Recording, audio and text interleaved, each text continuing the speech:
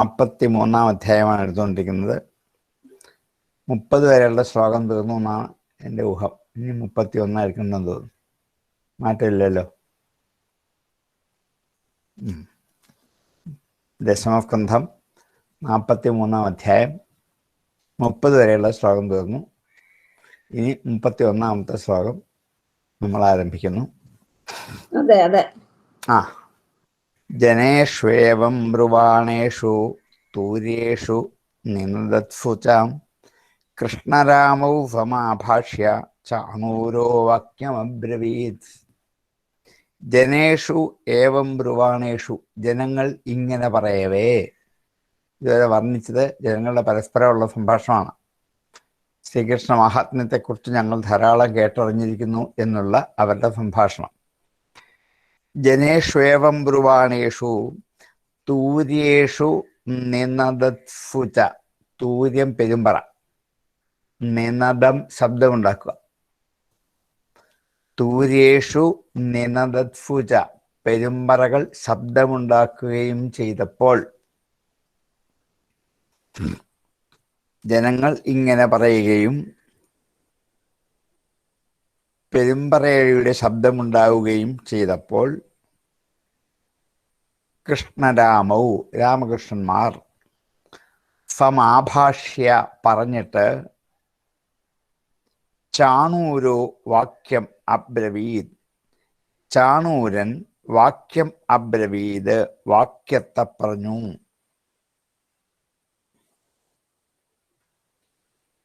രാമകൃഷ്ണൗ സമാഭാഷ്യ ചാണൂരു വാക്യം അബ്രവീത്. രാമകൃഷ്ണന്മാർ ഇങ്ങനെ ജനങ്ങൾ പറഞ്ഞുകൊണ്ടിരിക്കെ, പെരുമ്പറയടിയുടെ ശബ്ദം ഉണ്ടായിക്കൊണ്ടിരിക്കെ രാമകൃഷ്ണന്മാരെ വിളിച്ചിട്ട്, എന്നുവെച്ചാൽ സംബോധന ചെയ്തിട്ട്, സമാഭാഷ്യ വിളിച്ചിട്ട് എന്നുവെച്ചാൽ സംബോധന ചെയ്തിട്ട് ചാണൂരു വാക്യം അബ്രവീത്. ഇങ്ങനെ ജനങ്ങൾ പറഞ്ഞുകൊണ്ടിരിക്കെ പെരുമ്പറയുടെ ശബ്ദം കേൾക്കെ, പെരുമ്പറയുടെ ശബ്ദം മല്ലയുദ്ധം ആരംഭിക്കാനുള്ളതാണ്. അതും കൂടി കേട്ടപ്പോൾ ചാണൂരൻ മുമ്പിലേക്ക് വന്ന് രാമകൃഷ്ണന്മാരെ വിളിച്ച് ഇപ്രകാരം പറഞ്ഞു. പേര് വിളിച്ചാണ് പറഞ്ഞത് എന്നർത്ഥം, വെറുതെ മുമ്പിൽ നോക്കി പറഞ്ഞതല്ല. അവരെ സംബോധന ചെയ്തുകൊണ്ട് ഇപ്രകാരം പറഞ്ഞു. ജനേഷ്വേവം ബ്രുവാണേഷു തൂര്യേഷു നിനദത്സു ച കൃഷ്ണരാമൗ സമാഭാഷ്യ ചാണൂരോ വാക്യമബ്രവീൻ. ജനേഷ്വേവം ബ്രുവാണേഷു തൂര്യേഷു നിനദത്സു ച കൃഷ്ണരാമൗ സമാഭാഷ്യ ചാണൂരോ വാക്യമബ്രവീത്. ഹേ നന്ദസൂനോ ഹേ രാമ ഭവന്തൗ വീരസമ്മതൗ നിയുദ്ധകുശലൗ ശ്രുത്വാ രാജ്ഞാഹൂതൗ ദിദൃക്ഷുണാം. ഹേ നന്ദസൂനോ, സംബോധനയാണ്. നന്ദഗോപരുടെ പുത്രനായിരിക്കുന്നവനെ. ഹേ രാമ, അല്ലയോ രാമ. ഭവന്തൗ, നിങ്ങൾ രണ്ടുപേരും. വീരസമ്മതൗ, വീരന്മാരെന്ന് പ്രസിദ്ധമാണ്, സമ്മതന്മാരാണ്. വീരസമ്മതൗ, രണ്ടുപേരും വീരന്മാരെന്ന് പ്രസിദ്ധന്മാരാണ്. നിയുദ്ധകുശലോ, നിയുദ്ധം ദ്വന്ദ്വയുദ്ധം, അതിന് കുശലന്മാരാണ്, സമർത്ഥന്മാരാണ്. നിയുദ്ധ കുശലൗ, നിയുദ്ധം ദ്വന്ദ്വയുദ്ധം, അതിന് കുശലന്മാരാണ്, സമർത്ഥന്മാരാണ്.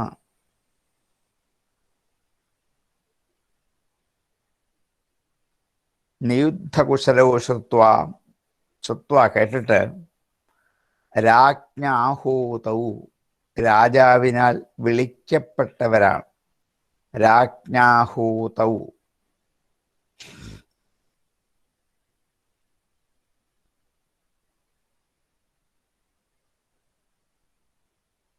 ദിദൃക്ഷുണ, കാണാൻ ആഗ്രഹിച്ചുകൊണ്ട്. ദിദൃക്ഷു, ദ്രഷ്ടും ഇച്ഛ, ദിദൃക്ഷ. ദിദൃക്ഷയുള്ളവൻ ദിദൃക്ഷു, അവനാൽ ദിദൃക്ഷുണ, കാണാനാഗ്രഹിക്കുന്നവനാൽ.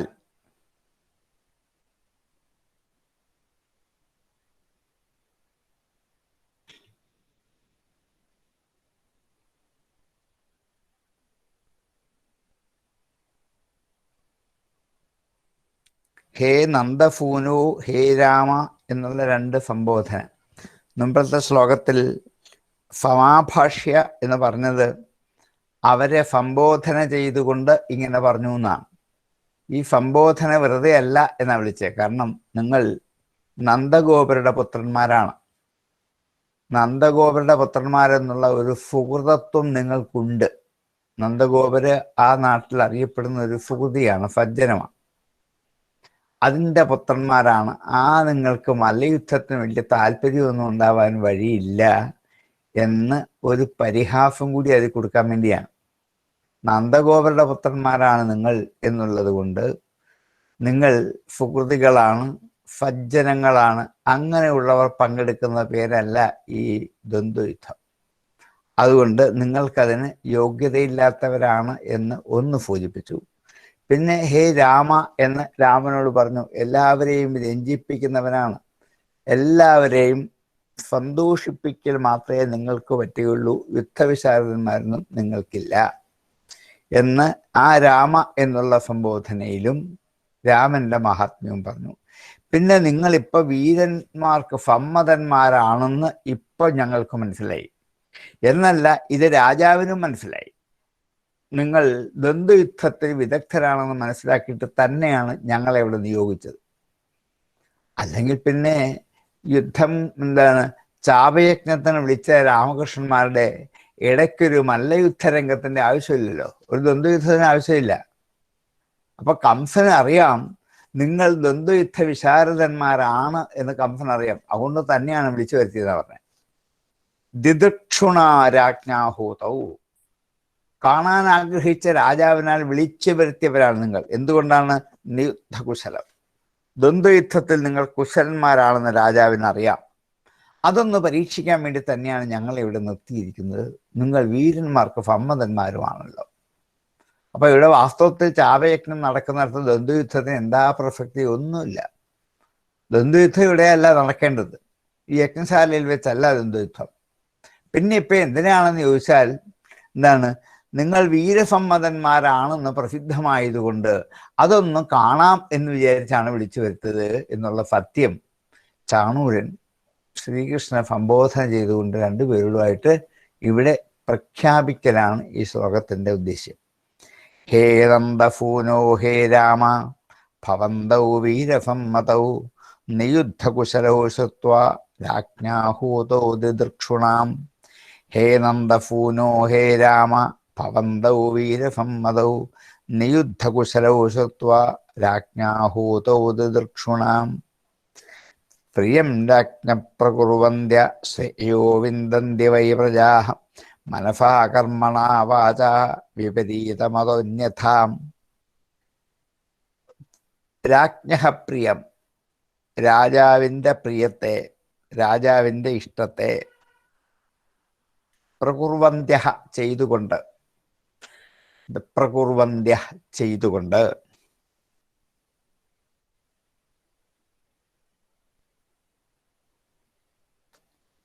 അങ്ങനെയുള്ള പ്രജകൾ ശ്രേയോ വിന്ദതി വൈ പ്രജാഹ, അങ്ങനെയുള്ള പ്രജകൾ ശ്രേയസിനെ വിന്ദതി പ്രാപിക്കുന്നു, വൈ തീർച്ചയായിട്ടും.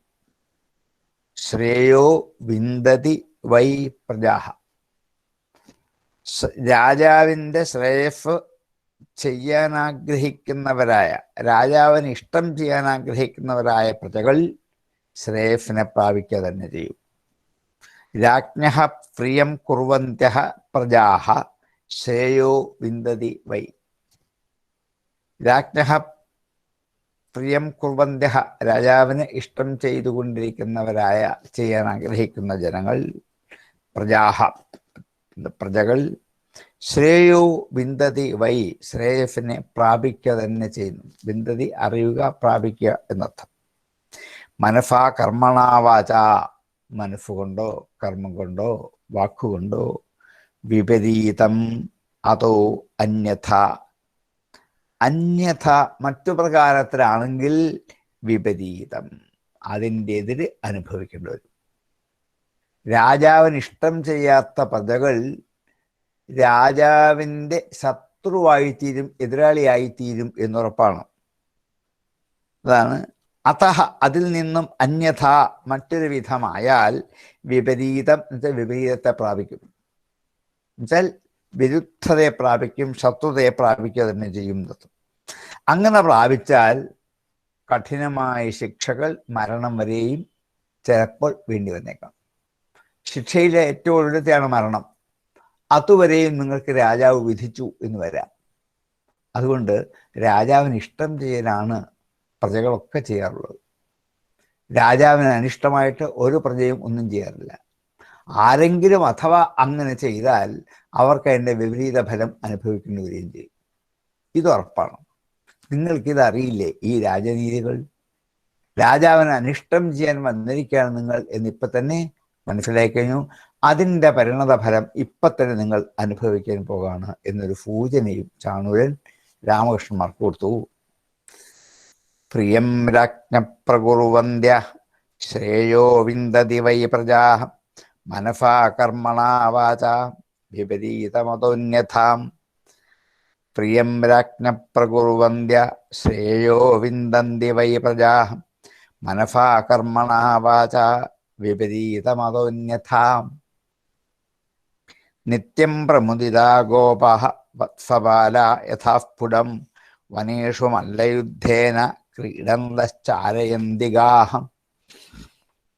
നിത്യം പ്രമുദിതാ ഗോപാഃ എന്നും സന്തുഷ്ടരായ ഗോപന്മാർ, വത്സപാലാഹ ഗോക്കളെ പാലിക്കുന്നവരായ ഗോപന്മാർ, വത്സപാലാഹ വത്സന്മാർ എന്നാൽ പശുക്കളുടെ കുട്ടികളെ,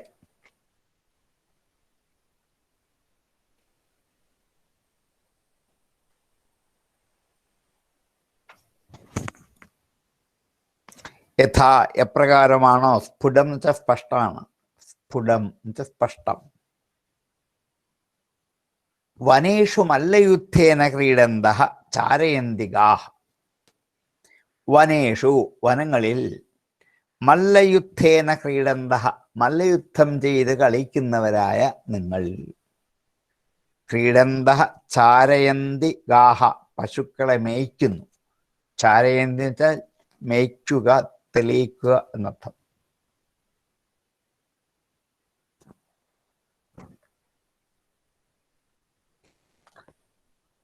രാമകൃഷ്ണന്മാരെ ഗോപന്മാരും പശുക്കളും പശുക്കുട്ടികളും ഒക്കെ ആയിട്ട് കാട്ടിൽ അവരെ മേയ്ക്കാൻ പോകുമ്പോൾ അവരെ മേയാൻ വിട്ടിട്ട് ഈ ഗോപന്മാരൊക്കെ തമ്മിൽ കുറേ മല്ലയുദ്ധം കളിക്കാറുണ്ട്. ഇങ്ങനെ കേട്ടിട്ടുണ്ട്. ചുമ്മാ അതിന് അത് കളിയായിട്ടാണ്. അങ്ങനെ ദ്വന്ദ്വയുദ്ധം ചെയ്ത് ശീലിച്ചവരാണ് നിങ്ങളെന്ന് എനിക്ക് ഉറപ്പാണെന്ന് ഇങ്ങനെ ആൾക്കാരെ പറഞ്ഞു കേട്ടിട്ടുണ്ട്.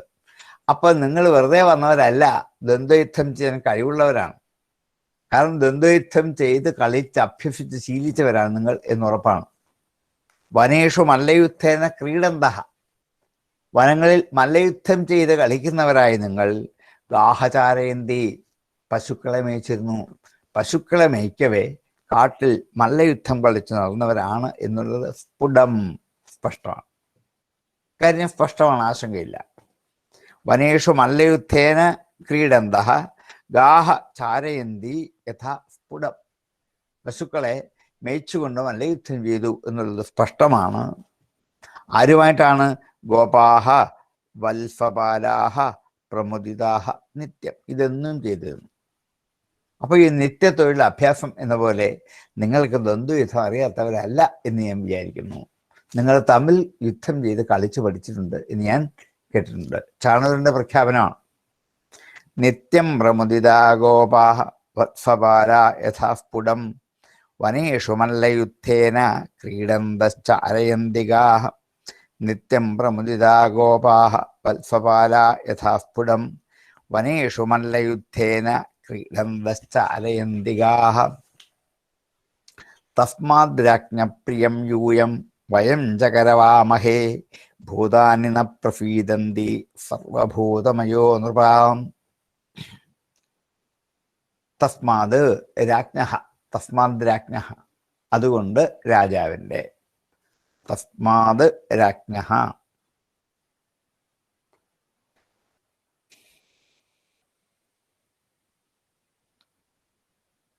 പ്രിയം അതുകൊണ്ട് രാജാവിൻ്റെ ഇഷ്ടത്തെ യൂയം വയം ച, നിങ്ങളും ഞങ്ങളും, യൂയം നിങ്ങൾ, വയം ഞങ്ങൾ,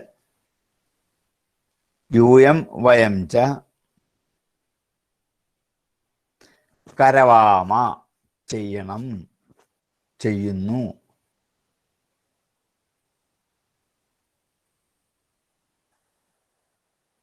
ഹേ എന്നുള്ളത് സംബോധന ഉറപ്പിക്കുകയാണ്. കരവാമഹേ, ചെയ്യുക തന്നെ ചെയ്യണം. അതുകൊണ്ട് ഞങ്ങളും നിങ്ങളുമൊക്കെ രാജാവിന് ഇഷ്ടം ചെയ്യേണ്ടവരാണ്. ഭൂതാനി പ്രഫീദന്തി സർവഭൂതമയോ നൃപ, എങ്കിൽ മാത്രമേ ഭൂതാനി പഞ്ചഭൂതങ്ങൾ നഹ നമ്മളോട് പ്രഫീദന്തി പ്രസാദിക്കുള്ളൂ. എങ്കിൽ മാത്രമേ പഞ്ചഭൂതങ്ങൾ നമ്മളോട് പ്രസാദിക്കുള്ളൂ. എന്താ കാരണം? സർവഭൂതമയോ നൃപ, രാജാവ് എന്ന് പറയുന്നത് സർവഭൂതങ്ങളുടെയും സ്വരൂപമാണ് രാജാവ്. സർവഭൂതമയോ രാജ, രാജാവിൽ പഞ്ചഭൂതങ്ങൾ, അഷ്ടദിക്പാലകന്മാർ, പ്രകൃതിയിലെ സമസ്ത ചരാചര വസ്തുക്കൾ, ഇവയുടെയൊക്കെ ഒരംശം രാജാവിലുണ്ട് എന്ന്. അതുകൊണ്ടാണ് പ്രകൃതിയിലെ സമസ്ത ചരാചരങ്ങൾക്കും രാജാവിനോട് ബന്ധമുണ്ട്. എല്ലാവരെയും ഭരിക്കാൻ രാജാവിന് കഴിയുന്നതും അതുകൊണ്ടാണ്. അതുകൊണ്ട് രാജാവ് എന്ന് പറഞ്ഞാൽ ഭൂതങ്ങളുടെ ഒരു അംശമാണ് എന്നുള്ളത് വളരെ പ്രസിദ്ധമാണ്, അതെല്ലാവർക്കും അറിവുള്ളതുമാണ്. അങ്ങനെ സർവഭൂതമയോ സർവ, എല്ലാ ഭൂതങ്ങളുടെയും സ്വരൂപമായിരിക്കുന്നു രാജാവ് എന്നുള്ളത് കൊണ്ട് അങ്ങനെയുള്ള രാജാവിനെ പ്രസാദിപ്പിച്ചാൽ ഭൂതങ്ങളൊക്കെ നമ്മളോട് പ്രസാദിക്കും. ഓരോരുത്തരും പ്രസാദിക്കാൻ പോകണ്ട, രാജാവിനെ പ്രസാദിപ്പിച്ചാൽ മതി. രാജാവിനെ അനിഷ്ടം ചെയ്യരുത്, അപ്രിയം പറയരുത്, ഇത് പ്രജകളുടെ ധർമ്മമാണ്, കടമയാണ് എന്ന് പറയാൻ കാരണം കണ്ണടച്ച് രാജാവിനെ വിശ്വസിക്കാന്നല്ല, രാജാവ് ദൈവമാണ്, ഈശ്വരനാണ്, പ്രജകളുടെ ഈശ്വരനാണ്. പ്രജേശൻ എന്ന രാജാവിന് പേരുണ്ട്. എന്നു മാത്രമല്ല, അദ്ദേഹം ഈ പ്രകൃതിയിലുള്ള സമസ്ത ഭൂതങ്ങളുടെയും സാരാംശത്തെ ചേർത്താണ് രാജാക്കന്മാരെ ഉണ്ടാക്കിയിരിക്കുന്നത്. അതുകൊണ്ട് സർവഭൂതമയനാണ് രാജാവ് എന്നുള്ളത് കൊണ്ട് രാജാവിന് പ്രിയം ചെയ്താൽ, ഞങ്ങളും നിങ്ങളും രാജാവിന് പ്രിയം ചെയ്താൽ ഭൂതങ്ങൾ നമ്മളെ പ്രസാദിക്കുക തന്നെ ചെയ്യും. അതുകൊണ്ട് രാജാവിന് അനിഷ്ടം ചെയ്യരുത്, ഞങ്ങളും ചെയ്യരുത്, നിങ്ങളും ചെയ്യരുത്, നമ്മളൊക്കെ പ്രജകളാണ്. അതുകൊണ്ട് തസ്മാദ്രാജ്ഞ പ്രിയം യൂയം വയം ചകരവാമഹേ ഭൂതാനി ന പ്രഫീദന്തി സർവഭൂതമയോ നൃപാഹം. തസ്മാദ്രാജ്ഞ പ്രിയം യൂയം വയം ചകരവാമഹേ ഭൂതാനി ന പ്രഫീദന്തി സർവഭൂതമയോ നൃപാഹം. തന്നിശമ്യ അബ്രവീത് കൃഷ്ണോ ദേശകാലോചിതം വചാം നിയുദ്ധമാത്മനോഭീഷ്ടം മന്യമാനോഭിനന്ദ്യചാം. തത് നിശമ്യ അബ്രവീത്, തന്നിശമ്യ അബ്രവീത്, തത് നിശമ്യ അബ്രവീത്, തന്നിശമ്യ അബ്രവീത്.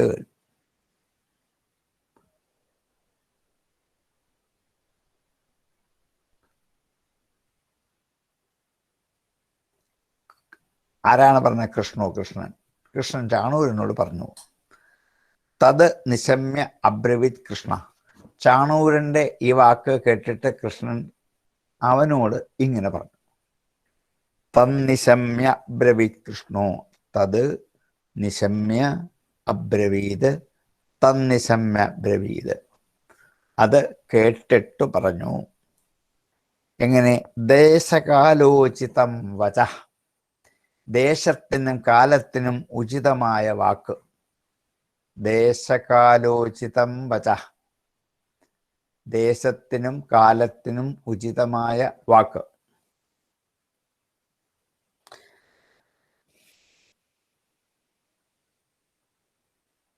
നിയുദ്ധം ആത്മനോ അഭീഷ്ടം, ആത്മനോ അഭീഷ്ടം നിയുദ്ധം, നിയുദ്ധം ദ്വന്ദ്വയുദ്ധം നേരത്തെ പറഞ്ഞ. ആത്മനോ അഭീഷ്ടം, തങ്ങൾക്ക് ഏറ്റവും ഇഷ്ടകരമായ ദ്വന്ദ്വയുദ്ധത്തെ മന്യമാനോ മാനിച്ചുകൊണ്ട്, അഭിനന്ദ്യച്ച അഭിനന്ദിച്ചുകൊണ്ടും, തങ്ങൾക്ക് ഏറ്റവും ഇഷ്ടപ്പെട്ട ദ്വന്ദ്വയുദ്ധത്തെ മന്യമാനഹ അതിനെ വിചാരിച്ചുകൊണ്ടും അഭിനന്ദിച്ചുകൊണ്ടും ദേശകാലോചിതം വചഃ അബ്രവീത്. അപ്പം സംഭാഷണം ചെയ്യുമ്പോൾ ദേശം ഏതാന്ന് നോക്കി വേണം, കാലം ഏതാന്ന് നോക്കിയും വേണം. അല്ലാതെ വെറുതെ വായി തോന്നുന്നത് എല്ലായിടത്തും പറയാനുള്ളതല്ല എന്നർത്ഥം. അതുകൊണ്ട് കൃഷ്ണൻ സംഭാഷണം ചെയ്ത് താനിപ്പോൾ എത്തി നിൽക്കുന്നത് എവിടെയാണ്? മധുരാദേശത്താണ്. ആരുടെ മുമ്പിലാണ്? കംസന്റെ മുമ്പിലാണ്. കംസൻ ആരാണ്? തൻ്റെ ശത്രു തന്നെ, എനിക്ക് സംശയമില്ല. അമ്മാവനാണെങ്കിലും ശത്രുവാണ്. ഇനിയും ഇവിടേക്ക് തങ്ങളെ വിളിച്ചു വരുത്തിയത് എന്തിനാണ്? ചാപയജ്ഞം എന്ന വ്യാജേന കൊലയാപിടത്തെ കൊണ്ടും മല്ലന്മാരെ കൊണ്ടും കൊല്ലിക്കാനാണ്. ഇതാണ് ദേശത്തിൻ്റെ പ്രത്യേകത. ഇനിയും കാലം, ഇപ്പോൾ ഇവിടെ നിൽക്കുന്നത് ഏത് കാലത്താണ്, ഏത് സമയത്താണ് നിൽക്കുന്നത് എന്നുള്ള ഒരു അവബോധവും ഉണ്ടാകണം. ഇത് രണ്ടും അറിഞ്ഞിട്ടേ ഉചിതമായി സംഭാഷണം ചെയ്യാൻ പറ്റൂ. ദേശവും കാലവും അറിഞ്ഞു മാത്രമേ സംഭാഷണം ചെയ്യാവൂ. അവസ്ഥാദേശകാലങ്ങൾ അറിഞ്ഞേ സഞ്ചരിക്കാവൂ എന്ന് കുഞ്ഞുനമ്പി മലയാളത്തിൽ പറയും. കാരണം നമ്മുടെ അവസ്ഥ അറിയണം, ദേശം അറിയണം, കാലം അറിയണം. അങ്ങനെ ഇവിടെ ഈ ദേശകാലോചിതമായ വാക്കുകൾ തങ്ങളെ ഇവിടെ ക്ഷണിച്ചു വരുത്തിയത് ഈ ദ്വന്ദ്വയുദ്ധത്തിനാണ് എന്നറിഞ്ഞപ്പോഴുള്ള സന്തോഷം കൊണ്ടോ, ദ്വന്ദ്വയുദ്ധത്തിന് അവസരം കിട്ടിയല്ലോ എന്ന് വിചാരിച്ച് നിയുദ്ധം ആത്മനോ അഭീഷ്ടം മന്യമാനോ അഭിനന്ദിച്ച, ദ്വന്ദ്വയുദ്ധം തങ്ങളുടെ അഭീഷ്ടമാണെന്ന് വിചാരിച്ചുകൊണ്ട് അതിനെ അഭിനന്ദിച്ചുകൊണ്ട് ദേശകാലങ്ങൾക്ക് ചേർന്ന വാക്കുകൾ കൃഷ്ണൻ ചാണൂരനോട് ഇങ്ങനെ പറഞ്ഞു. തന്നിശമ്യബ്രവീത് കൃഷ്ണോ ദേശക അലോചിതം വച നിയുദ്ധമാത്മനോഭീഷ്ടം മന്യമാനോഭിനന്ദ്യജാം. തന്നിശമ്യബ്രവീത് കൃഷ്ണോ ദേശക അലോചിതം വച നിയുദ്ധമാത്മനോഭീഷ്ടം മന്യമാനോഭിനന്ദ്യജാം. പ്രജാഭോജപതേരസ്യ വയം ചാപി വനേചരാം കരവാമപ്രിയം നിത്യം തന്ന പരമനുഗ്രഹം. പ്രജാഹ ഭോജപതേഹ അസ്യ, പ്രജാഹ പ്രജകളാണ്, ഭോജപതേഹ ഭോജരാജാവിൻ്റെ, അസ്യ ഇവന്റെ, അസ്യ ഭോജപതേഹ ഈ ഭോജരാജാവിൻ്റെ പ്രജാഹ പ്രജകൾ, വയം ചാപി ഞങ്ങളും ഈ ഭോജരാജാവിൻ്റെ പ്രജകളാണ് എന്ന് പറയാൻ കാരണം നന്ദഗോപരെ വർഷാവർഷം കരം കൊടുത്തുകൊണ്ടിരിക്കുക. ആർക്ക്? ഈ കംസന്. അങ്ങനെയാണെങ്കിൽ കംസന്റെ അധീനതയിൽപ്പെട്ട പ്രജകളാണ് ഈ നന്ദഗോപരുടെ മക്കളും ഗോപന്മാരും എല്ലാം. അതുകൊണ്ട് ഞങ്ങളും ഈ രാജ്യത്തെ പ്രജ തന്നെയാണ്. പ്രജാഹ ഭോജപതേരസ്യ വയം ചാപി, ഞങ്ങൾ ആകട്ടെ വനേചരാഹ, ഞങ്ങൾക്ക് ഒരു പ്രത്യേകത ഉള്ളത്, ഞങ്ങൾ വനത്തിൽ സഞ്ചരിക്കുന്നവരാണ്. വൃന്ദാവനം എന്നാണ് ഞങ്ങൾ സഞ്ചരിക്കുന്ന സ്ഥലത്തിൻ്റെ പേര്.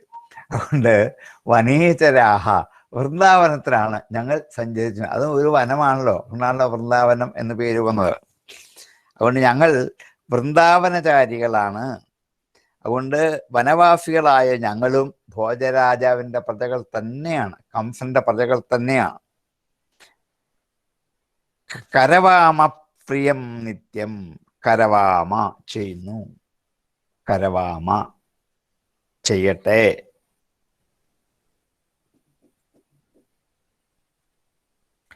പ്രിയം നിത്യം, രാജാവിന് ഇഷ്ടപ്പെട്ടത് എന്നും ഞങ്ങൾ ചെയ്തു കൊള്ളാം, ചെയ്യട്ടെ.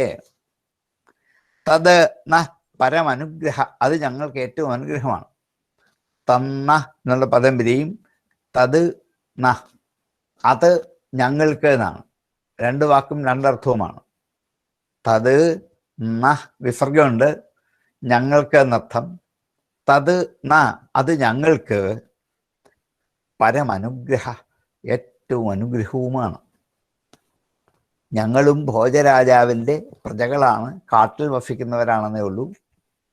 അതുകൊണ്ട് ഞങ്ങൾക്കും രാജാവിന് ഇഷ്ടം ചെയ്യണമെന്ന് തന്നെയാണ് ആഗ്രഹം.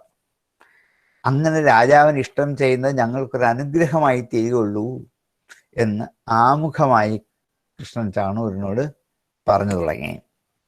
പ്രജാഭോജപതേരസ്യാം വയം ചാപി വനേചരാ കരവാമപ്രിയം നിത്യം തന്ന പരമനുഗ്രഹ. പ്രജാഭോജപതേരസ്യ വയം ചാപി വനേചരാ കരവാമപ്രിയം നിത്യം തന്ന പരമനുഗ്രഹ.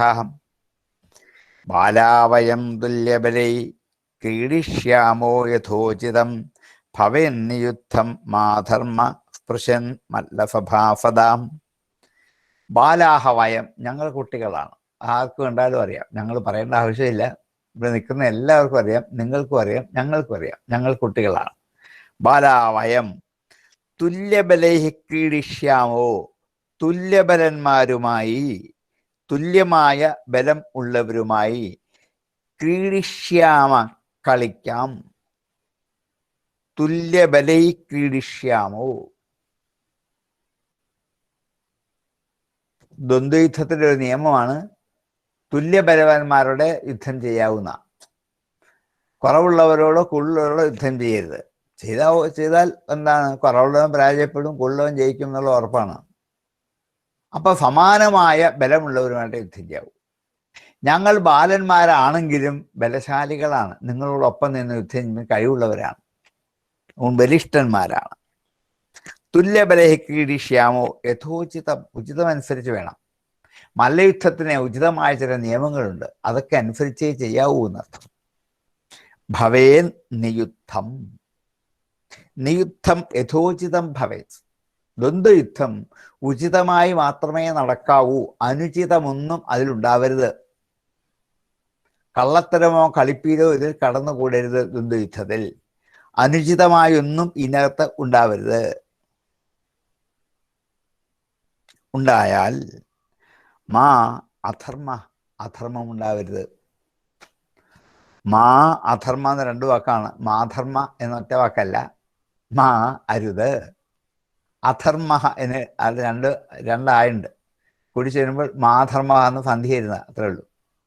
മാ അധർമ്മ, അധർമ്മ മാ, അധർമ്മം ഉണ്ടാവരുത്.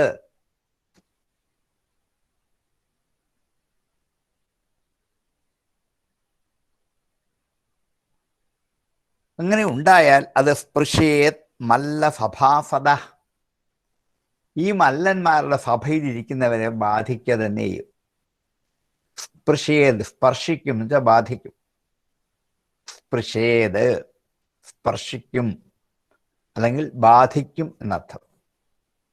ഇവിടെ സഭാഫദ, സഭയിലിരിക്കുന്നവരെ.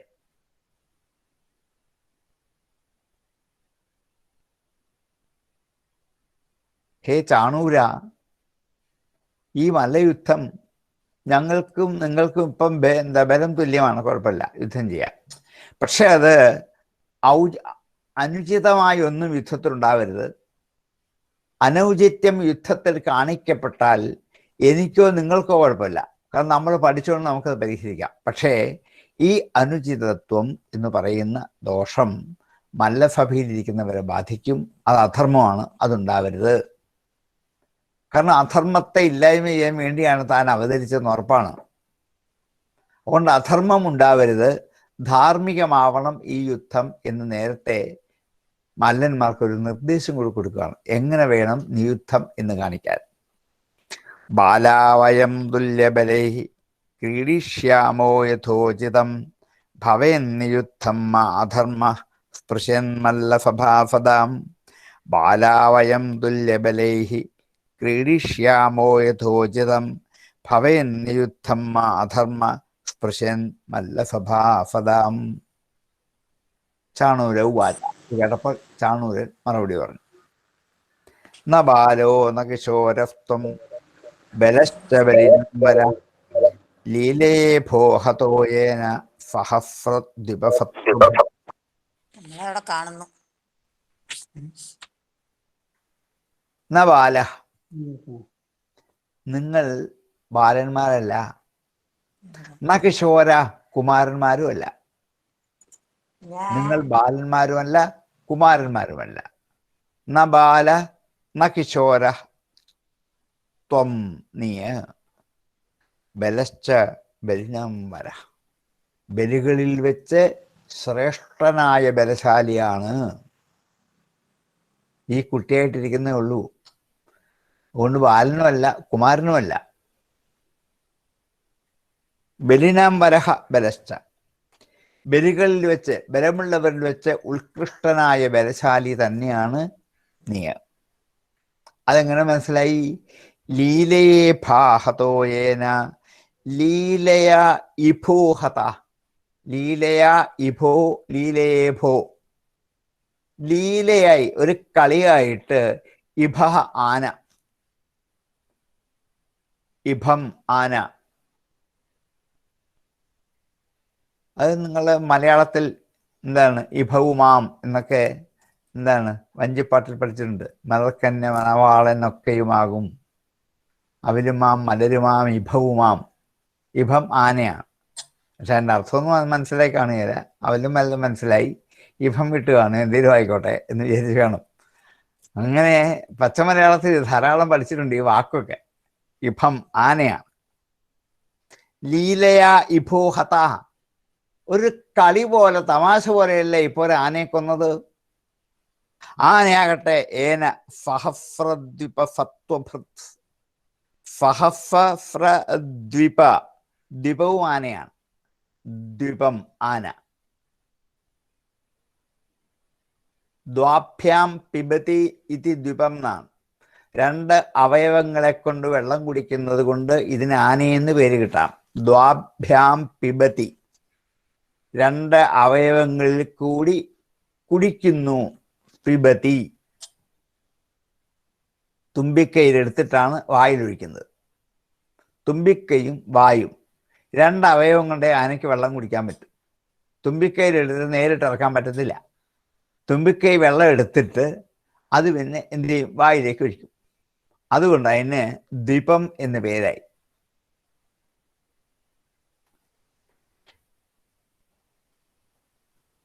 സഹസ്രദ്വിപം, 1000 ആനയുടെ. സത്വം എന്ന് വെച്ചാൽ ബലം എന്നർത്ഥം.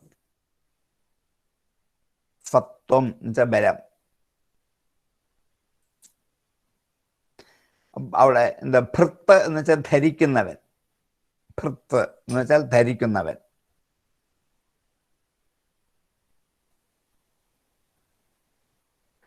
ആയിരം ആനയുടെ ബലമുള്ള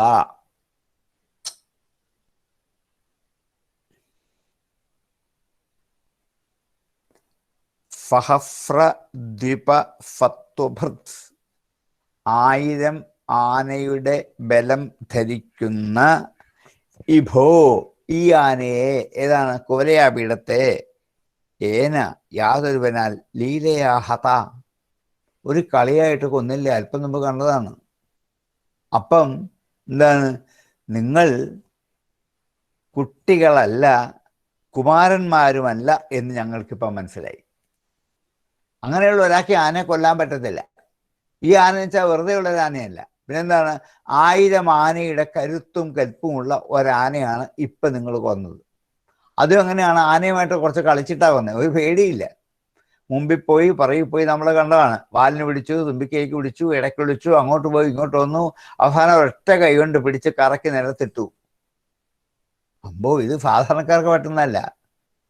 ഇത് കണ്ടപ്പം ഞങ്ങൾ നിശ്ചയിച്ചു, യൂയം ന ബാലഹ ന കിശോര, നിങ്ങൾ ബാലന്മാരുമല്ല കിശോരന്മാരുമല്ല. ന ബാലോ ന കിശോരസ്ത്വം ബലശ്ച ബലിനംബര, ബലികളിൽ വെച്ച് ബലമുള്ളവനാണ്. എന്താ കാരണം?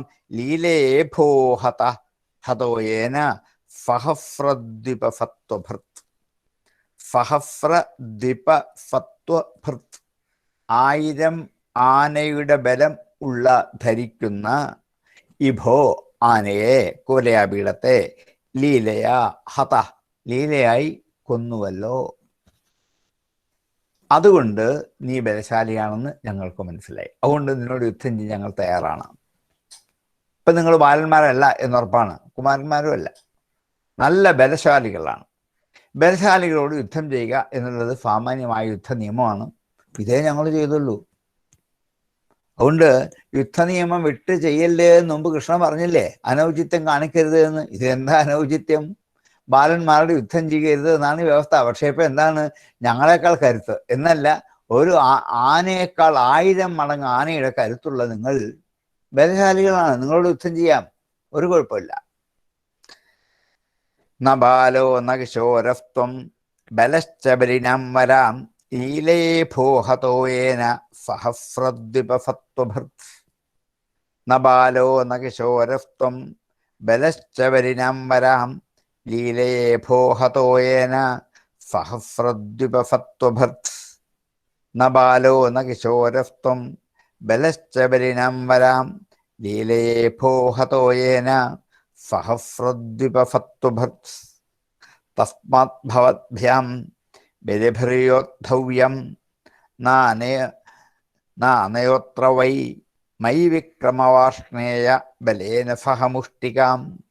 തസ്മാത് അതുകൊണ്ട് ഭവദ്ഭ്യാം നിങ്ങളാൽ, നിങ്ങളോട്, ബലിഭിഹി ഭവദ്ഭ്യാം ബലികളായ നിങ്ങളോട്, ബലിഷ്ഠന്മാരായ നിങ്ങളോട്, യോദ്ധവ്യം യുദ്ധം ചെയ്യേണ്ടതാണ്, ചെയ്തില്ലെങ്കിലാണ് പാപം.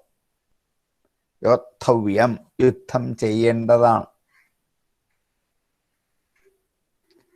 ബലിഭിഹി ഭവദ്ഭ്യാം യോദ്ധവ്യം ബലികളായ നിങ്ങളോട് യുദ്ധം ചെയ്യേണ്ടതാണ്, ബലിഷ്ഠന്മാരായ നിങ്ങളോട് യുദ്ധം ചെയ്യേണ്ടതാണ്. ന അനയോ അത്ര, അങ്ങനെ പിരിക്കണം. ന അനയോ അത്ര, അനയം നയം വിട്ടുള്ളത്, അനയം. അനയോ അത്ര ന, ഇവിടെ ഒരനയങ്ങളും ഉണ്ടാവില്ല, നയമായി മാത്രമേ യുദ്ധം നടക്കുകയുള്ളൂ. നിങ്ങളോട് യുദ്ധം ചെയ്യാൻ തയ്യാറായതിൽ ഒരു അനയത്വവുമില്ല. ന അനയോ അത്ര വൈ, തീർച്ചയായിട്ടും ഉറപ്പാണ്, ഈ യുദ്ധത്തിൽ ഒരു അനയങ്ങളും ഉണ്ടാവില്ല, നയം വിട്ട് യുദ്ധത്തിലൊന്നും ഉണ്ടാവില്ല. മൈ വിക്രമ വാർഷ്ണേയ, ഹേ വിക്രമ, വാർഷ്ണേയ വിഷ്ണുകുലത്തിൽ ജനിച്ചവനായ ഹേ കൃഷ്ണ, മൈ നീ എന്നിൽ യുദ്ധം ചെയ്യണം. ബലേന സഹമുഷ്ടിക, മുഷ്ടികൻ ബലരാമനോട് യുദ്ധം ചെയ്തോട്ടെ. ഇത് ചാണൂരൻ തന്നെയാണ് നിശ്ചയിക്കുന്നത്, രാമകൃഷ്ണന്മാരല്ല. ആരാരോട് യുദ്ധം ചെയ്യണമെന്ന് ചാണൂരൻ തന്നെ പറഞ്ഞു. ഹേ വാർഷ്ണേയ വിക്രമ മൈ, വിഷ്ണുകുലത്തിൽ ജനിച്ചവനും അതേപോലെ വിക്രമശാലിയുമായ, യുദ്ധം ചെയ്യാൻ നീ ഒരുങ്ങിക്കൊള്ളൂ. കപടം കളഞ്ഞ് എന്നോട് നീ യുദ്ധത്തിന് ഒരുങ്ങിക്കോളൂ. നീ വിഷ്ണുകുലത്തിൽ ജനിച്ചവനാണ് എന്നുള്ളത് കൊണ്ട് ഞങ്ങൾക്കും അഭിമാനമാണ്, നിങ്ങൾക്കും സന്തോഷമാണ്, രാജാവിനും സന്തോഷമാണ്. രാജാവിൻ്റെ പരിപാലനത്തിൽ ജീവിക്കുന്നവരാണ് വൃഷ്ണികൾ, അതുകൊണ്ട് പ്രജകളാണ്.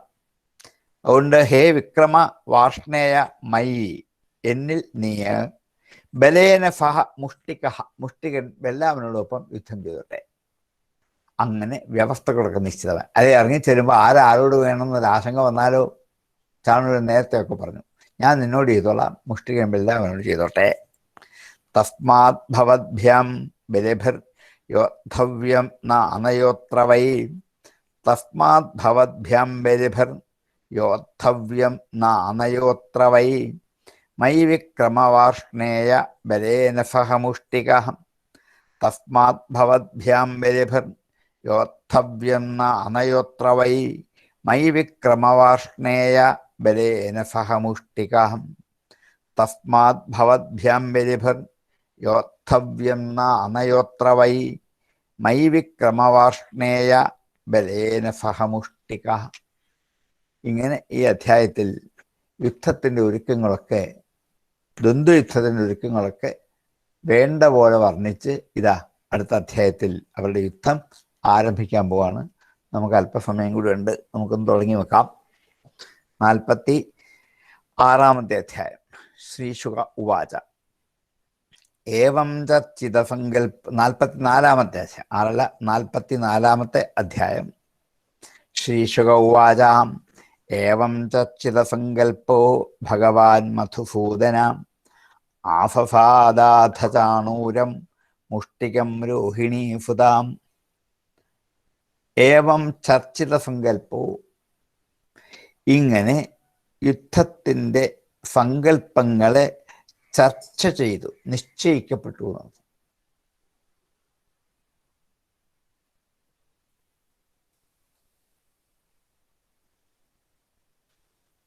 ഭഗവാൻ മധുസൂദന, ഭഗവാനായ മധുസൂദൻ. ഓരോ വാക്കും ബുദ്ധിപൂർവ്വം പ്രയോഗിച്ചത്. മധുസൂദനാണ് കൃഷ്ണൻ. മധു എന്ന ഒരു അസുരനെ നിഗ്രഹിച്ചവനാണ്. അവൻ്റെ നാലിലൊന്ന് വരത്തില്ലല്ലോ ഈ മുഷ്ടിക ചാണൂരന്മാർ. അതുകൊണ്ട് ഹേ മധുസൂദനായ ഭഗവാൻ തന്നെയാണ്. ഏവം ചർച്ചിത സങ്കല്പ, ഇങ്ങനെ സങ്കല്പത്തെ, എന്താണ് സങ്കല്പം വെച്ചാൽ സമ്യക്കായി കൽപ്പിക്കലാണ്. നമ്മളെപ്പോലെ ചുമ്മാതെ ഊഹിക്കലല്ല ഇവിടെ അർത്ഥം. ഇവിടെ സമ്യക്കായി കൽപ്പിച്ചു. എന്നാ കൽപ്പിച്ചത്? ആരോട് വേണം എന്ന്. അങ്ങനെയുള്ള ആ എന്താണ് അതെങ്ങനെയാണ് ചർച്ചിത, അല്പം മുമ്പ് ചർച്ച ചെയ്ത് ഉറപ്പിച്ചാണ്. ഇനി അതിന് മാറ്റമില്ല, അങ്ങനെ തന്നെ ആയിക്കോട്ടെ. അതനുസരിച്ച് ഭഗവാൻ മധുസൂദന ആഫഫാധ, ആഫഫാധ എത്തിച്ചേർന്നു, പ്രാപിച്ചു എന്നർത്ഥം. ആഫഫാദ എന്ന് മതി. ആഫഫാധ എന്ന പുസ്തകത്തിനുണ്ടെങ്കിൽ അത് ദായാക്കണം. രഥത്തിൻ്റെ ധായ അല്ല വേണ്ടത്, ദയയുടെ ദായാണ്. ആഫഫാദ.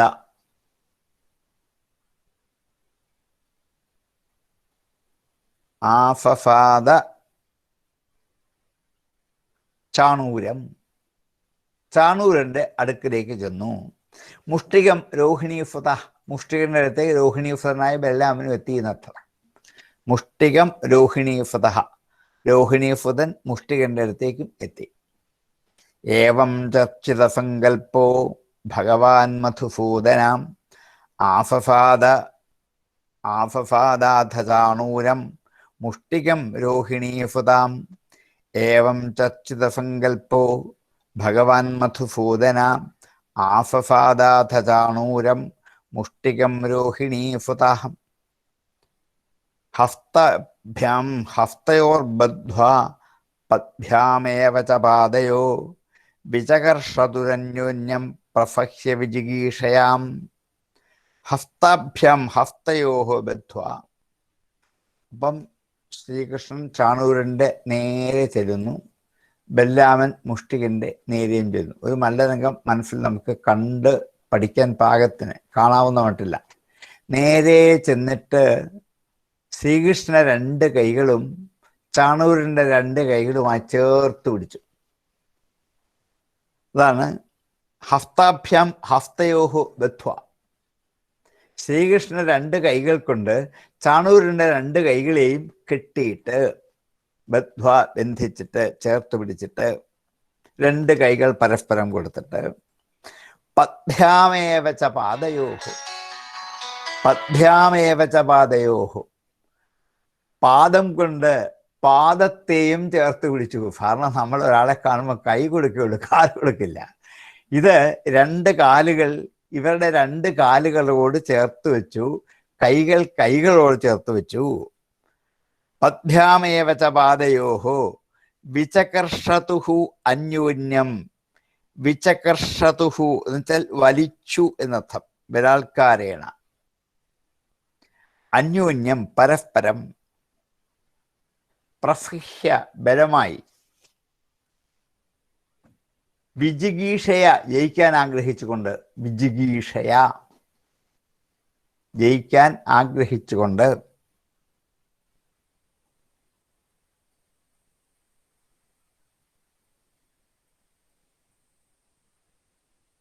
ജയിക്കാൻ ആഗ്രഹിച്ചുകൊണ്ട് രണ്ട് കൈകളും രണ്ട് കാലുകളും പരസ്പരം ഇണച്ച് കൂട്ടിച്ചേർത്ത് പിടിച്ചുകൊണ്ട് മുമ്പോട്ടും പുറകോട്ടും കുറെ വലിച്ചു.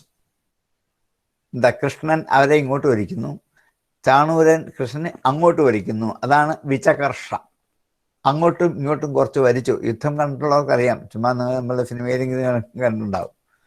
ഇങ്ങനെ പരസ്പരം അങ്ങോട്ടും ഇങ്ങോട്ടും കുറച്ച് എന്താണ് പിടിവലികൾ ആദ്യം നടന്നു.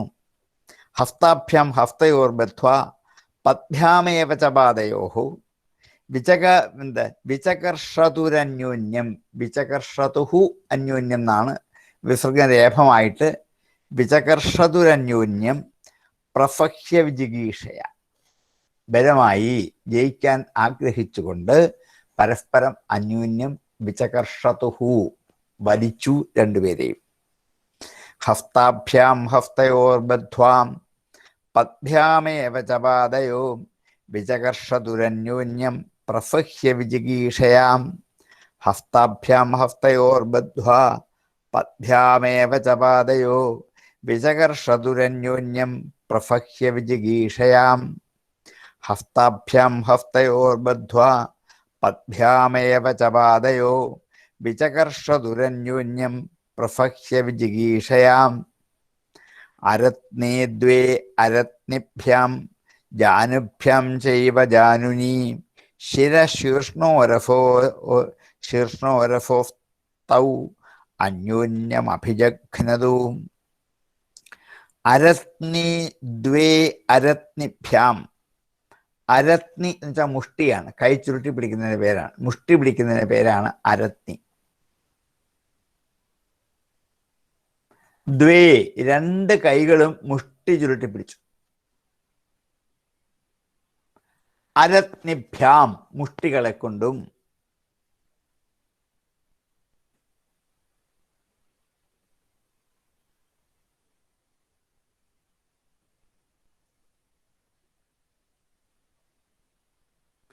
ജാനുഭ്യാം ചൈവ ജാനുനി മുട്ടുകൊണ്ട് മുട്ടുകളെയും. ജാനുഭ്യാം ചൈവ ജാനുനി മുട്ടുകൊണ്ട് മുട്ടുകളെയും. ജാനുനി ദീർഘമാണ്.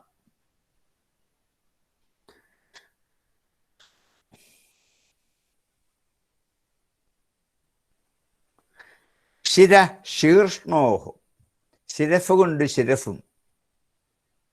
ശിരശീർഷ്ണോഹു ശീർഷ്ണ ഉരഫോരഫ്തൗ ഉരഫ ഉരഹ തൗ ഉരഫോരഫ്തൗ ശീർഷ്ണോരഫോ ശീർഷ്ണ ഉരഫ ഉരഹ ശീർഷ്ണോരഫോര. അവിടെ നിർത്താൻ വേണമെങ്കിൽ ശീർഷ്ണോരഫോര. നിങ്ങൾ നോക്കിയാൽ ശീർഷ്ണോ രഫോ രഫ എന്നൊക്കെ തന്നെ വായിക്കാം. രഫ എന്നൊരു വാക്കില്ല, ഉരഹ എന്നാണ് വാക്ക്. സകാരം അവിടെ ആദേശം കൊണ്ട് വന്നിട്ട് ഉരഫ് എന്നായതാണ്. അപ്പം ശീർഷ്ണ നിർത്താം. ശിരഹ ശീർഷ്ണ, ഉരഹ ഉരഹ. ഉരഫ് എന്നുള്ളത് വന്നത് വിസർഗം ഫ ആയിട്ട്, സകാരം വിസർഗം ആയതുകൊണ്ടാണ് അങ്ങനെ വന്നേ. ഉരഫ് എന്നാണ് വാക്ക്. ശിരശീർഷ്ണോരഫോരഫ ശിര ശീർഷ്ണോഹു ഉരഫ ഉരഹ തൗ അന്യോന്യം താവന്യോന്യം. ഉരഫോരഫ് താവന്യോന്യം ഉരഫോരഫ് താവന്യോന്യം. അതിലെ സ്ഥായിയുടെ മുകളിലെ ഫായങ്ങ് പോകും വിസർഗമായിട്ട് ഉരഹ എന്ന്. പിന്നെ അവിടെ താവന്യോന്യമുള്ളൂ. താവന്യോന്യം സന്ധ്യ വിധിക്കുമ്പോൾ തൗ അന്യോന്യമാകും. അന്യോന്യം അഭിജഘ്നതുഹു അടിച്ചു. അഭിജഘ്നതുഹു അടിച്ചു.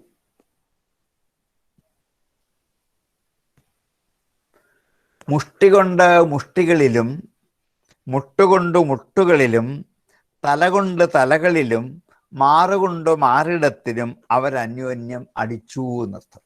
അടുത്ത യുദ്ധമുറ ഇങ്ങനെയാണ്. ഓരോന്നും കണ്ണിൽ കാണുന്നവരെ വർണ്ണിക്കുകയാണ്. യുദ്ധം ചെയ്തിട്ടില്ലെങ്കിലും വ്യാസൻ ഇതൊക്കെ എങ്ങനെ പഠിച്ചു നമുക്ക് അത്ഭുതം തോന്നാം. ദ്വന്ദ്വയുദ്ധത്തിലെ ഓരോ അടവുകളും വ്യാസൻ അതുപോലെ അവതരിപ്പിക്കുന്നുണ്ട്. യുദ്ധം ചെയ്യാത്തതും പഠിക്കാത്തതുമായ ഒരാൾക്ക് ഇത് എങ്ങനെ പറ്റും? ഇതൊക്കെ പഠിച്ച ആളായിരിക്കാം വ്യാസൻ. അരത്നി ദ്വേ അരത്നിഭ്യാം ജാനുഭ്യാം ചൈവ ജാനുനി ശിരശീർഷ്ണോരഫോര. അവിടെ നിർത്തിക്കോളൂ. ശിരശീർഷ്ണോരഫോര. ശീർഷ്ണ ഉരഫോര എന്നാണ്. ശീർഷ്ണ ഉരഫോര ശീർഷ്ണോരഫോര താവന്യോന്യം അഭിജഘ്നതു. താവന്യോന്യം അഭിജഘ്നതു.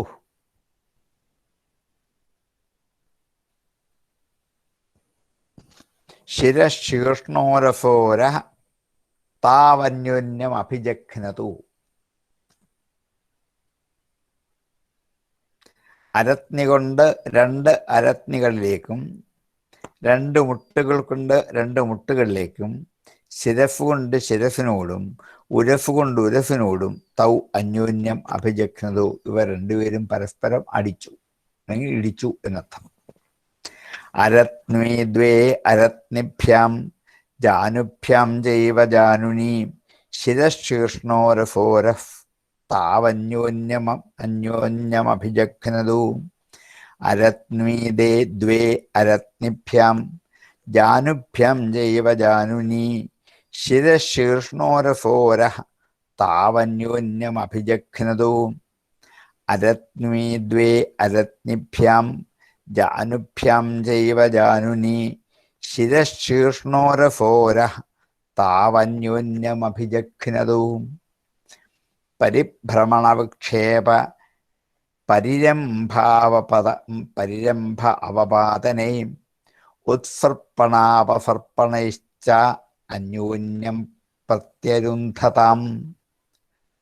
പരിഭ്രാമണം. പരിഭ്രാമണം വട്ടം കറക്കുക.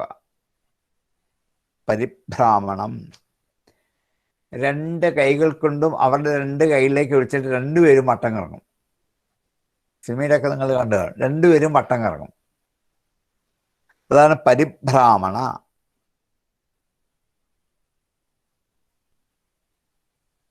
പിന്നെ എന്താണ്? വിക്ഷേപം, ദൂരെ എറിയുക. വട്ടം കറങ്ങി ഒരാളെ എടുത്ത് പൊക്കി ഒറ്റ കയറി കൊടുക്കും. വിക്ഷേപ.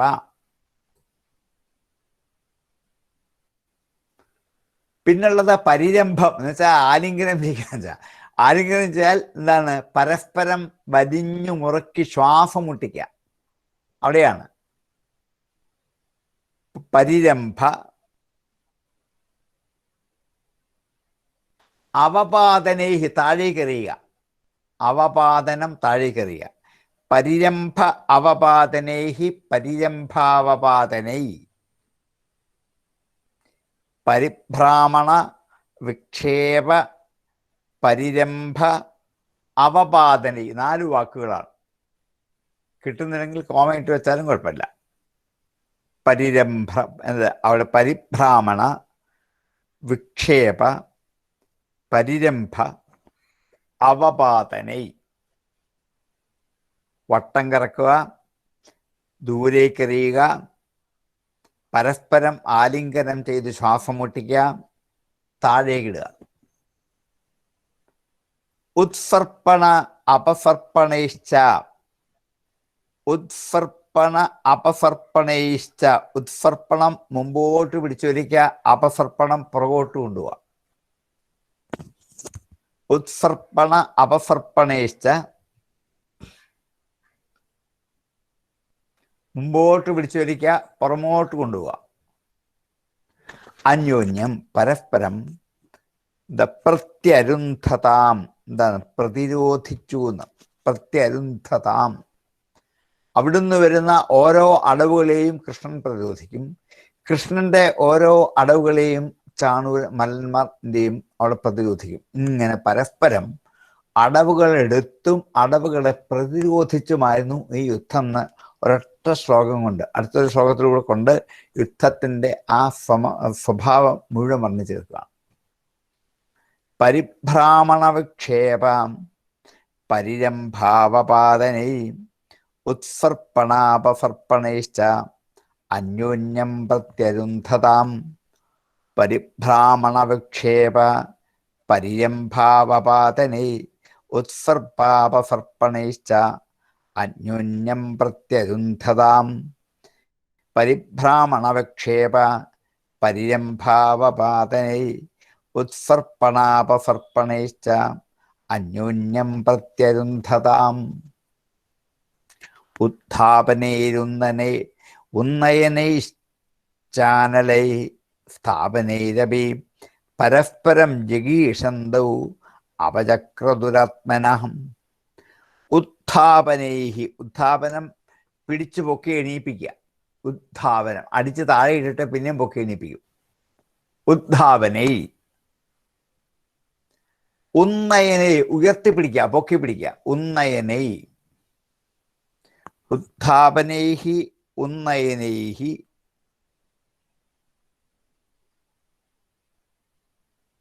ചാലനൈഹി ചലിപ്പിക്കുക, അങ്ങോട്ടും ഇങ്ങോട്ടും ഇട്ടിങ്ങനെ അടിക്കുക. ഉത്ഥാപനൈഹി ഉന്നയനൈഹി ചാലനൈഹി.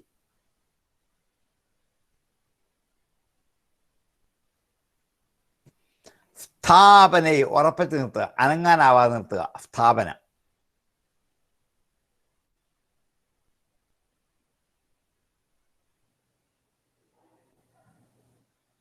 പരസ്പരം ജിഗീഷന്തവും, പരസ്പരം ജയിക്കാൻ ആഗ്രഹിച്ചുകൊണ്ട്. പരസ്പരം ജിഗീഷന്തൗ, പരസ്പരം ജയിക്കാൻ ആഗ്രഹിച്ചുകൊണ്ട്. ജിഗീഷന്തൗ അപചക്രതുഹു ആത്മന. ജിഗീഷന്താവ് അപചക്രതുരാത്മന. ജിഗീഷന്തൗ അപചക്രതുഹു ഉപദ്രവിച്ചു എന്നർത്ഥം. അപകാരം ചെയ്തു എന്നർത്ഥം. ഉപകാരം ചെയ്തു എന്നല്ല, അപകാരം ചെയ്തു. അപചക്രതു. ആത്മനഃ എന്താ? തന്നെത്താൻ. അവരവരുടെ ദേഹത്തെ പരസ്പരം എന്താണ്? ഉപദ്രവിക്കുകയും ചെയ്തു. എങ്ങനെയാണ്? ഉയർത്തിപ്പിടിച്ച്, എന്താ, പൊക്കിണീപ്പിച്ച് ഉയർത്തിപ്പിടിച്ച്, എന്താണ്, അങ്ങോട്ടും ഇങ്ങോട്ടും എന്താണ് ചലിപ്പിച്ചുകൊണ്ട് ഒരിടത്ത് ഉറപ്പിച്ച് നിർത്തുക. നോക്കൂ, ഒരു ദേഹത്തെ, ഒരു ശരീരത്തെ എത്രയും ചെയ്യുന്നത്. ഒരാൾ എന്താണ് താഴെ കിടക്കുന്ന ആളിനെ പൊക്കിയെടുത്തിട്ട് മുകളിലേക്ക് ഉയർത്തിപ്പിടിച്ചിട്ട് ഒന്ന് ചലിപ്പിച്ചു, എന്നിട്ട് താഴെ വീണ്ടും ഉറപ്പിച്ച് നിർത്തി. ഇത് പരസ്പരം ചെയ്യും, രണ്ടുപേരും ചെയ്യും. ഇങ്ങനെ ഉദ്ധാപനൈ ഉന്നയനൈ ചാലനൈ സ്ഥാപനൈരപി പരസ്പരം ജിഗീഷന്തൗ അപചക്രതുരാത്മന. ഇങ്ങനെ പരസ്പരം ജയിക്കാൻ ആഗ്രഹിച്ചുകൊണ്ട് ആത്മനഃ അവരവരുടെ ശരീരത്തെ ഉപചക്രതുഹു ഉപദ്രവം തുടങ്ങി ഉപദ്രവിച്ചു. ഇത് ഈ 2-3 ശ്ലോകം കൊണ്ട് ആ ഒരു ദ്വന്ദ്വയുദ്ധത്തിൻ്റെ സ്വഭാവത്തെ ശരിക്കും അവതരിപ്പിച്ചു. ഇനിയും പോകുന്നത് ഇത് കണ്ടു നിൽക്കുന്നവരുടെ മുഖഭാവത്തെയും അവരുടെ അഭിപ്രായത്തെയുമാണ്. സഭാവാസികൾ ഇത് കണ്ടപ്പോൾ ഓരോന്ന് പറയാൻ തുടങ്ങി. ഈ യുദ്ധം കണ്ടപ്പോൾ അവരുടെ വാക്കുകളാണ് അടുത്ത ശ്ലോകം മുതൽ 5-6 ശ്ലോകത്തിൽ ആ സഭയിലിരിക്കുന്ന ഓരോരുത്തരും എന്തൊക്കെയാണ് പറഞ്ഞു വരുന്നത്. ഇത് ഒരു മഹാകവികളുടെ ഒരു സ്വഭാവമാണ്. തീക്ഷ്ണമായ രംഗം കാണിക്കാൻ വരുമ്പോൾ ആ രംഗത്തെക്കുറിച്ച് വർണ്ണിക്കുന്നില്ല, ആ കണ്ടു നിൽക്കുന്നവരുടെ ഭാവത്തെക്കുറിച്ച് വർണ്ണിക്കും. എന്താണ്? ശിഷ്യനും മകനും എന്ന് ഒരു വള്ളത്തോളിൻ്റെ കൃതിയുണ്ട്. എന്താണ്? പരശുരാമൻ എന്താണ് ഗണപതിയുടെ കൊമ്പ് ഒടിച്ച് വെട്ടി താഴെ ഇട്ടു എന്നാണ്. കൊമ്പ് താഴെ വീണ് കഴിഞ്ഞപ്പം ആ രൂക്ഷമായ ഭാവത്തെക്കുറിച്ചല്ല വർണ്ണിക്കുന്നത്. ശിവന്റെയും ഗണപതിയുടെയും ഭാവമല്ല, നോക്കി നിൽക്കുന്നവരെയാണ്. സ്കന്ദൻ തഥാ പുഞ്ചിരിയിട്ടു നന്ദി കഞ്ചിമ്മി വീശികത വീരഭദ്രൻ വീർപ്പൊന്നു വിട്ടൊരു കൈതുരുമ്മി കൊണ്ടോദരൻ നാവു കടിച്ചു ചണ്ടൻ. ഇവരുടെ ഭാവം വർണ്ണിച്ചപ്പോൾ മനസ്സിലാക്കാം ഇത് എന്തുമാത്രം ഭീകരമാണ് ഈ രംഗം എന്ന്. ഇത് എന്താ, പല മഹാകവികളും ഇങ്ങനെ ചുറ്റും നിൽക്കുന്ന കാണികളുടെ മുഖഭാവം വർണ്ണിച്ചുകൊണ്ട് ഈ രംഗത്തിൻ്റെ തീക്ഷ്ണത നമ്മെ ബോധ്യപ്പെടുത്തും. വ്യാസനാണല്ലോ ആദ്യത്തെ കവി. അദ്ദേഹവും അതേപോലെ തന്നെ ഇനി അവിടെ കൂടി നിന്ന സഭാവാസികളിലെ ഒരു പരസ്പരമുള്ള സംഭാഷണമാണ് ഇനി അവതരിപ്പിക്കുന്നത്. അത് നമുക്ക് അടുത്ത ദിവസത്തേക്ക് മാറ്റി വയ്ക്കാം. എന്തായാലും ഈ മല്ലയുദ്ധം ഇപ്പം ഏതാണ്ട് സമ്പൂർണ്ണമായിക്കൊണ്ട് ഇരിക്കുന്നു എന്ന് കാണിച്ചിട്ടാണ് ഇനി മറ്റു വഴിയിലേക്ക് തിരിഞ്ഞു പോകുന്നത്. യുദ്ധം അവിടെ നടക്കട്ടെ, ഇവരുടെ മനോഭാവം നമുക്ക് അടുത്ത ദിവസം കാണാം. അത് നമുക്ക് ഉപസംഹരിക്കാം. ആർക്കെങ്കിലും എന്തെങ്കിലും ആശങ്കകളുണ്ടോ?